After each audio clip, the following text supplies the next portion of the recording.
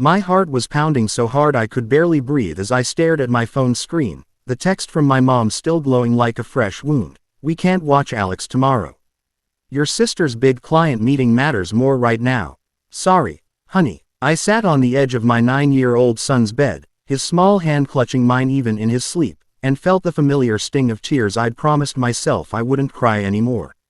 If you're watching this, I need you to know right now, you are not alone if family has ever chosen someone else over your child.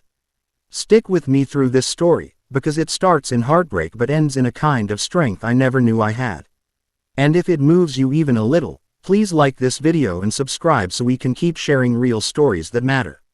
My name is Emily, and for as long as I can remember, I was the reliable daughter while my younger sister, Lauren, was the golden child.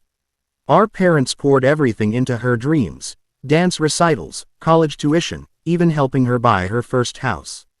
I got the hand-me-down expectations: work hard, don't complain, and always be there for everyone else. I married young, had Alex at 24, and built a quiet life as a single mom after his dad left when Alex was only 3. My parents lived 20 minutes away, and for years I convinced myself their occasional help was enough. But Alex changed everything. He's 9 now, with the kindest brown eyes and a laugh that could light up the darkest room. But he also carries the weight of the world in that little chest. Alex was diagnosed with severe anxiety 2 years ago, the kind that makes his hands shake before any big event and his voice disappear when he feels unseen. His school counselor said he needed consistent support to build confidence, and this particular Friday was supposed to be his breakthrough. The entire 3rd grade was performing in a district-wide talent showcase. Alex had practiced his violin piece for months, a simple but heartfelt melody he wrote himself about feeling invisible.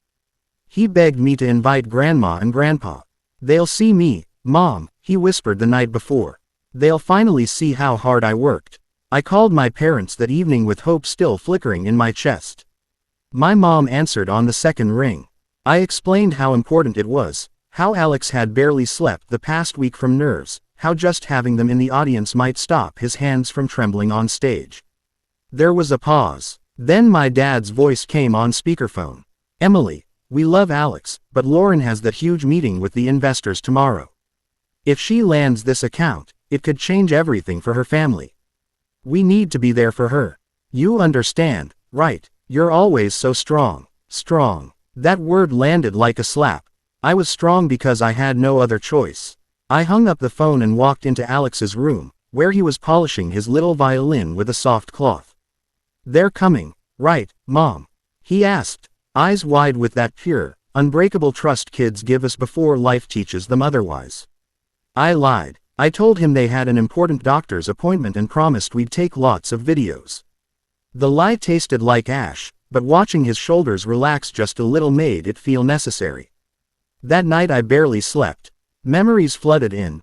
My high school graduation where my parents left early because Lauren had a cheer competition.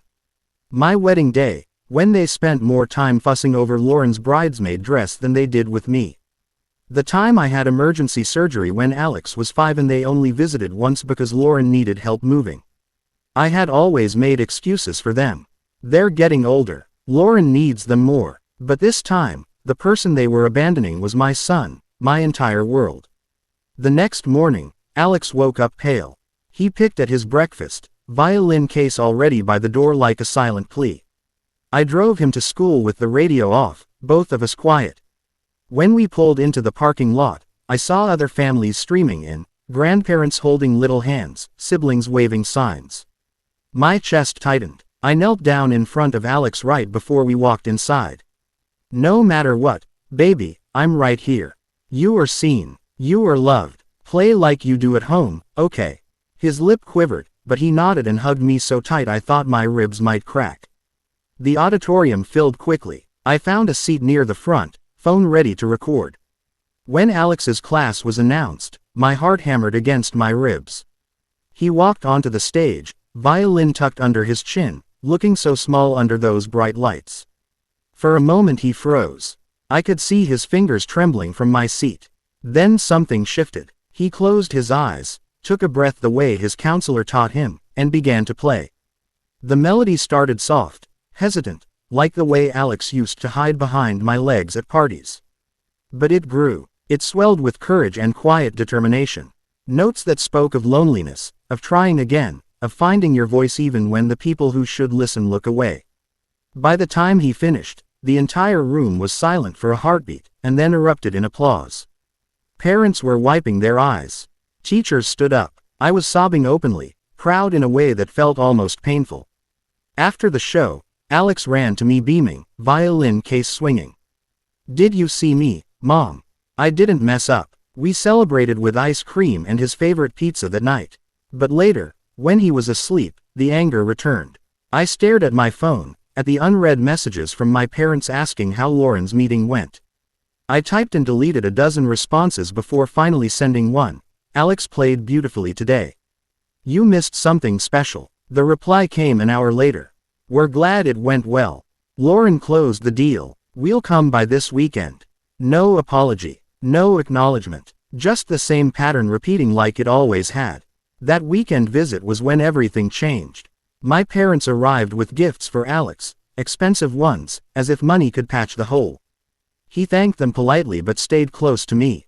Over coffee, my mom started talking about Lauren's success again, how proud they were. I felt the dam break. For the first time in my life, I didn't swallow it down.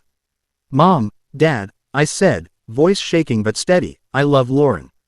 I really do. But Alex is 9 years old.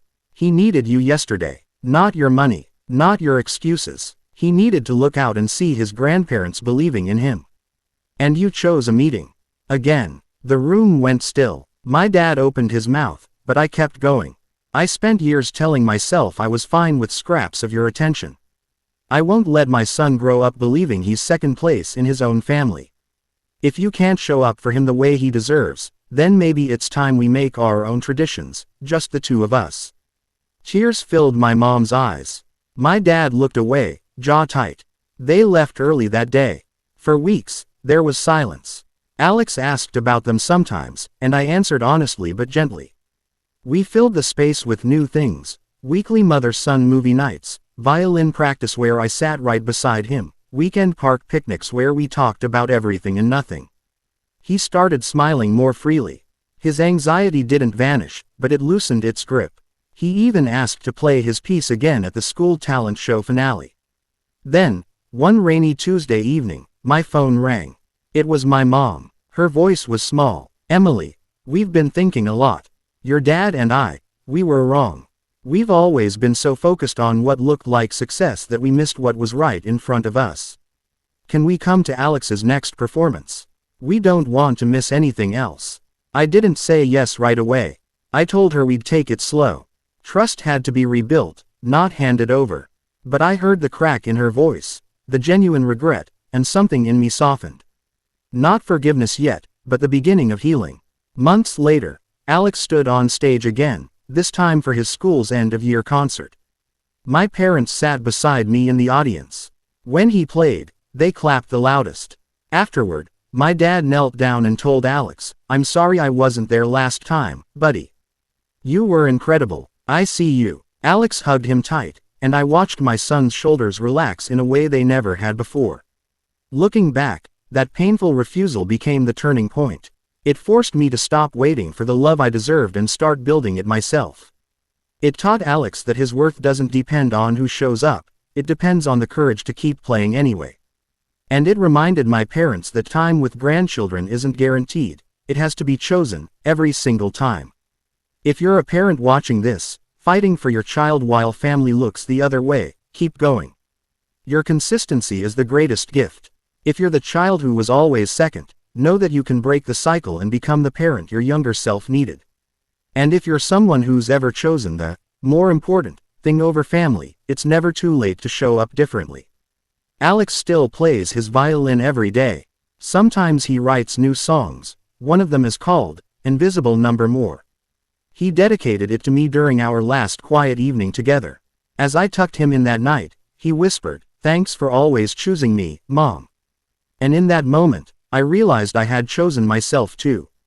Thank you for watching my story. If it touched you, please hit that like button. It really helps. and subscribe for more real-life stories of heartbreak, resilience, and the families we choose to build. Drop a comment. Have you ever had to stand up to family for your child? I read every single one. You're not alone. See you in the next video. Take care of each other out there.